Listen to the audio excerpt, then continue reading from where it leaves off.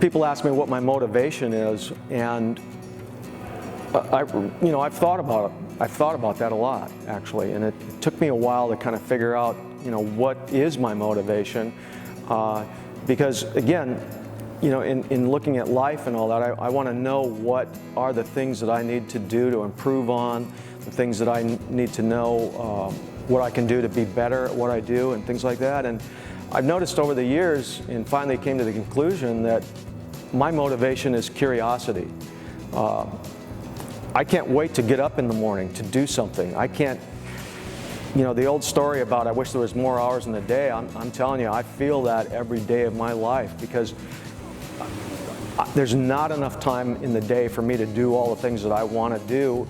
And that doesn't mean go and make knives. That means time to learn about stuff. I mean, I am driven by curiosity of all things, all subjects, all matter of interest in everything from nature to physics to history, to knife making, of course, to physical fitness, nutrition, all that stuff. I mean, honest, I can't wait until I start to learn Chinese or learn how to play the violin. I know I'm not going to have enough time to do all the things that I want to do in my life, but it really is driven by just an intense curiosity to know more and more and more about it, as much as I possibly can. It's funny because I have favorite movies, but I've got more than one, so I'm going to give you my top three. And the top three movies that are my favorite movies are The Last of the Mohicans, Hoosiers, and Dr. Strangelove. Now, there's a couple reasons for that. I absolutely loved The Last of the Mohicans because it's a great story, and even the soundtrack and the whole thing with the tomahawks and all that good stuff. I just loved the movie. It was a perfect combination. It was, great story. Hoosiers I loved because I'm from a small town, and I've had coaches just like Gene Hackman played in that movie. I know what it's like to be on the court. I know what it's like to go into a college stadium or a college basketball arena and be awed by the size and the scope of it. I related to all that. Plus, when we did play in the state championships, the whole town does shut down and go to watch the games. Dr. Strangelove, I just love comedy. I grew up in the Cold War. I remember sitting around at family dinners when the conversation was, do you think that the Russians or the Chinese are going to start a nuclear war with us? I mean, I was there. I remember my brother was in the Air Force, and he was stationed in Karachi, Pakistan, and they issued him an M16 along with all the other Air Force personnel that were there, and they said, try and make it back to the United States. I mean, he was in Pakistan, so, I lived in a time when that was a distinct possibility, and as we all know, we came very close to it. So Dr. Strangelove kind of put a funny spin on all that. So I like Peter Sellers, so those are my three top movies.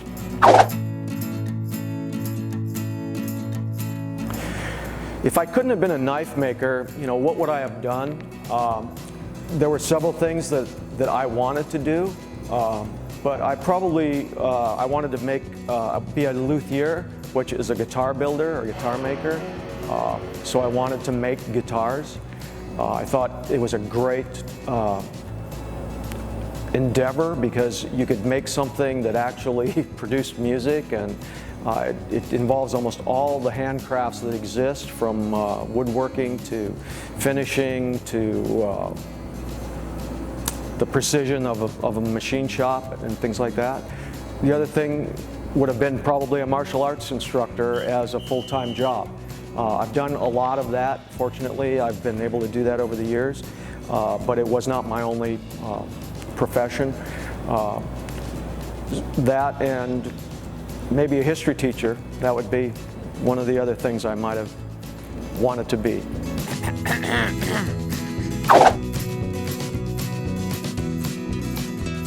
My favorite thing about making knives, the thing that I like the most about actually making knives, is grinding the blade. I don't know what it is. It's kind of like meditation for me. I enjoy it on a whole bunch of different levels. And honestly, before the blade is ground, it's just parts. I mean, the handles might be finished and all of that kind of thing, but it's still just parts because the blade is the knife. And so there's a great satisfaction in grinding that blade for me. I'm all gloved up and with the respirators on and all that. I've got the music playing. I'm listening to the Rolling Stones or Little Feat. So I get sometimes 6-7 hours of listening to my favorite music on top of being able to grind blades. So it's grinding the blades that's my favorite part.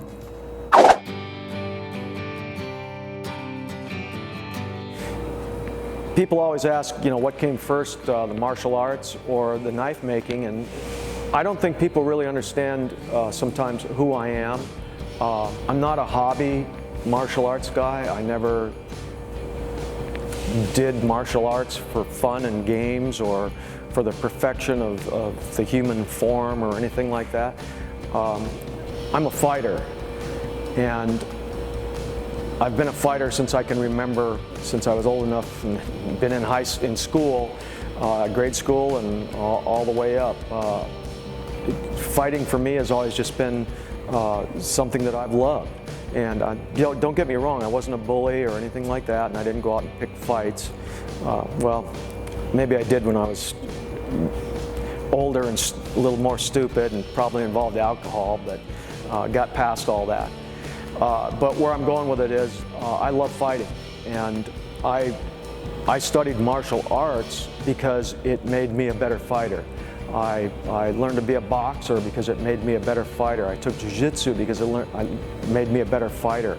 I love fighting, and again, I've always said, maybe there's something wrong with me, but some psychologist at some point might say, like, that guy's got a screw loose.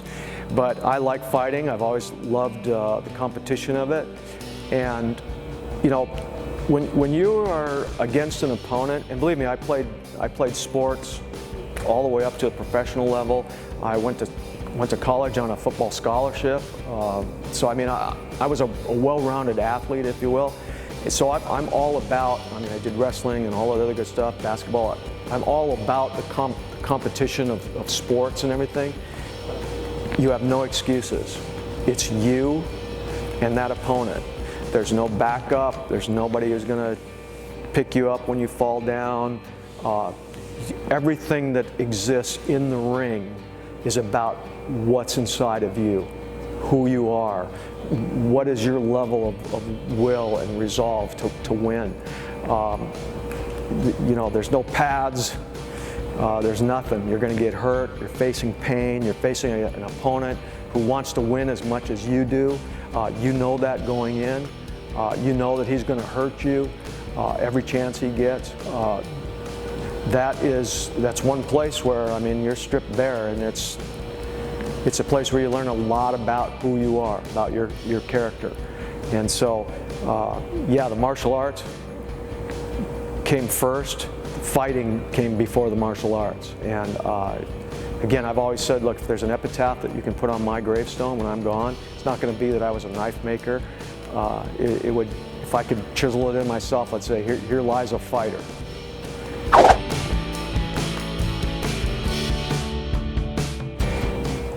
It's funny because I get asked from time to time a question, did I really make knives for Navy SEALs? Did I know a Navy SEAL? Or was that just marketing hype like people see with a lot of other companies? One of the things that we never did, I'll say this up front, is we never did any marketing hype about our association with the Navy SEALs or any of the other special forces units or government agencies that we work with. And that's one of the reasons why we've been able to maintain our long-standing history with the teams. Not only did I make knives for the Navy SEALs, I actually trained the Navy SEALs in edge weapons.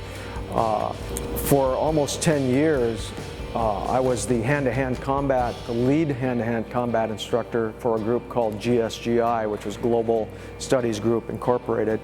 And that was an organization that was made up of SEAL Team 6 members, and we did a lot of things. We taught tactical teams, we taught hand-to-hand combat, we taught edge weapons, we taught the whole gamut of shooting skills. So yeah, not only did I make knives for the Navy SEALs, I actually trained with them. When my father passed away, the first two people that I called were Navy SEALs. I mean, that's how close my relationship is personally, and those were just some of them that were some of my best friends. I was basically badged in by Denny Chalker, who was the command master chief at Coronado, who ran the entire BUDS training program. He was a SEAL Team 6 plank owner, Red Team plank owner, and he basically swam me in and actually made me an honorary Navy SEAL way back in the 1990s. So I mean, I now realize that a lot of generations have gone by. Probably 4, 5, 6 generations of Navy SEALs have come and gone that we've worked with. And a lot of the people that are coming into the knife collecting or becoming aware of Emerson knives don't know that history. It's out there. I'm in a huge amount of books about the Navy SEALs. The Wave feature came about as a request from the Navy SEAL teams also. So I mean, it's an integral part of Emerson knives. And I will say this. If it weren't for the U.S. Navy SEALs, there would be no Emerson knives. It would not exist. They were my harshest critics and my most ardent supporters at the same time. And I grew to basically welcome their criticism, if you will, because some of it was pretty brutal at times. But it only propelled me further and further along the road to producing what I feel and what many people feel, including a lot of the Navy SEALs, are the best tactical edge weapons ever developed.